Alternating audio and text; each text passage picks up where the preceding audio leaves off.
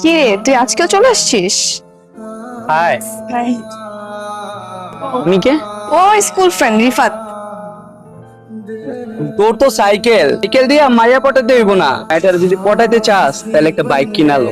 তুই ঠিক হয়েছিস, একটা বাইক কিনতে হবে। কি হইলো, তুই এমন করতেছিস কেন? আমি কিচ্ছু জানি না, আমার বাইক লাগবো, আমার আজকে বাইক লাগবো। তোরা এখন আমি কইব বাপ।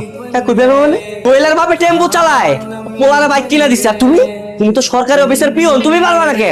বাপরে, তোর মা চিকিৎসার জন্য অনেক টাকা খরচ হয়েছে। আর চিকিৎসা করার সব টাকা শেষ হয়ে গেছে মানে? মার চিকিৎসা করার দায়িত্ব তোমার না? তোমার বউয়ের চিকিৎসা করার দায়িত্ব তোমার না? আমার জন্ম দিছে কে? আমি তো তোমার কইছিলাম আমার জন্ম দিতে, আমার যখন জন্ম দিত আমার সব সকাল পূরণ করার দায়িত্ব তোমার। কালকের মধ্যে তুমি আমার বাইক কিনে দিবা। তুমি বাইক না কিনে দিছো, আমি কিন্তু সুইসাইড করবো কই দিলাম।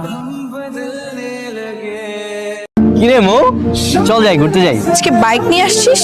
কার বাইক? আরে এটা আমার বাইক, নতুন নিলাম। চল তেঁতুল খাইতে যাই। না রে, আজকে তো কোনোভাবেই যেতে পারবো না, বাসায় প্রোগ্রাম আছে কালকে। কিসের প্রোগ্রাম? কালকে আমার এঙ্গেজমেন্ট। ওই তো আমার ফিয়ন্সিও চলে আসছে।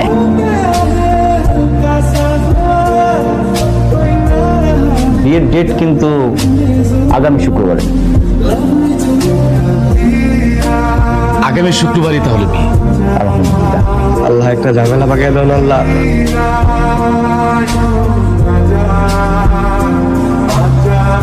কি হলো?